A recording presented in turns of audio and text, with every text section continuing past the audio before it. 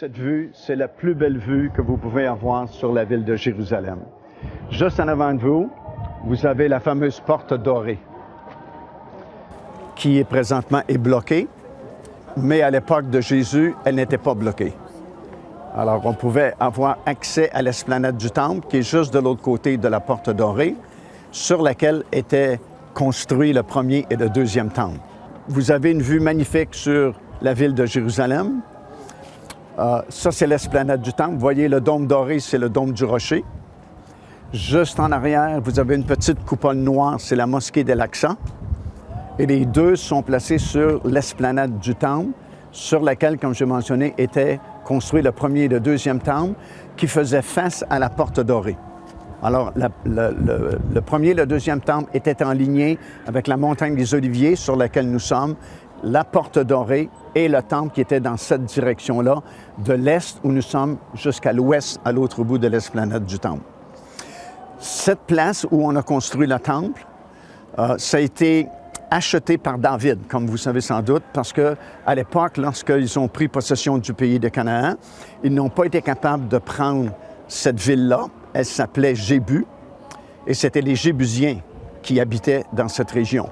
Et la Bible dit qu'ils n'ont pas été capables de renverser les Jébusiens, donc c'est pourquoi le tabernacle n'a pas été fixé là, mais à Silo, qui est une vingtaine de kilomètres plus au nord de la ville de Jérusalem.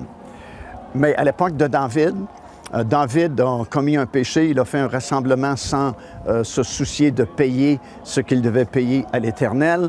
Et il a choisi d'être entre les mains de l'Éternel pour sa réprimande. Et la peste est tombée sur les habitants de Jérusalem à l'époque.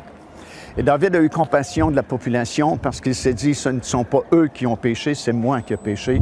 Et il a intercédé Dieu d'arrêter, de suspendre son jugement sur les habitants de Jérusalem. Et au moment où il a prié, l'ange qui exerçait le jugement de Dieu sur les habitants de Jérusalem avait la pointe de son épée pointée vers ce terrain-là. À l'époque, évidemment, il n'y avait pas de temple encore qui était construit. C'était une aire, A-I-R-E. Les aires, c'était toujours sur les sommets des montagnes parce que c'est là qu'on séparait le blé de la paille. On mettait ça dans une corbeille et puis on sursautait la corbeille et la paille, qui est plus légère que le blé, s'en allait à cause du vent. Et cette aire-là appartenait à un Jébusien, naturellement, du nom de M.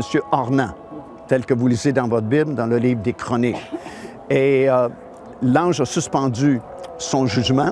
La pointe de son épée était fixée sur ce terrain-là. Alors David s'est rendu là et il a vu le propriétaire, M. Ornan. Il a dit, je veux acheter ce terrain-là pour bâtir un hôtel, remercier Dieu parce qu'il a suspendu son jugement. M. Ornan dit, je te le donne, mon terrain. Mais David dit, non, loin de moi la pensée d'offrir quelque chose à l'Éternel qui ne m'ait rien coûté.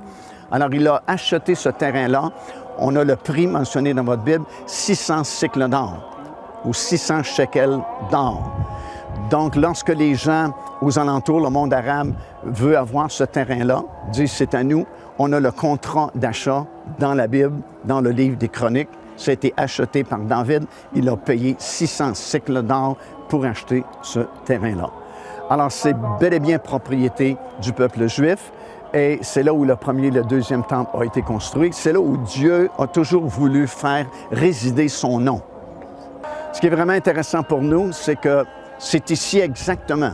Ça, on ne peut pas se tromper, parce que là, on est sur le sommet de la montagne des Oliviers.